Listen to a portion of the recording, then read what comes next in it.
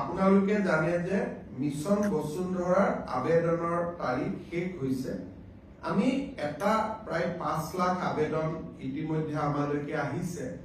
আমি এটা নতুন সিদ্ধান্ত লৈছো যে নামঘৰ বা মন্দিৰ যদি কিবা কাৰণত পোৰ্টেলত আবেদন কৰিব পৰা নাই, তেওঁলোকে যদি মেনুৱেলতো আবেদন কৰে তেতিয়াহলেও তাক গ্ৰহণ কৰা হ'ব। আৰু মেনুৱেলত আবেদন দিয়াৰ সময় আমি এই মাহৰ 30 তাৰিখলৈকে আমি বঢ়াই দিছো।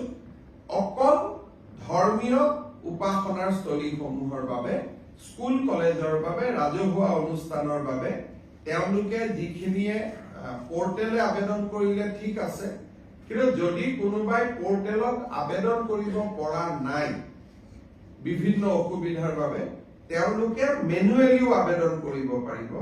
আৰু এইটো ব্যক্তিৰ ক্ষেত্ৰত প্ৰযোজ্য নহব। অনলি ৰাজহুৱা অনুষ্ঠান, নামঘৰ, উপাসনাৰ থলী এওঁলোকে এতিয়াৰ পৰা আমাৰ মেনুৱেলিও তেওঁলোকে আবেদন কৰিব পাৰিব। আৰু সেই আবেদনৰ সময় 30 জানুৱাৰীলৈকে থাকিব, যাতে আমাৰ এটা প্ৰচেষ্টা আছে যে নামঘৰসমূহ, মন্দিৰসমূহৰ মাটিবিলাক যাতে এইবাৰ আমি যেনে তেনে এটা ম্যাদীকৰণ কৰিব পাৰোঁ।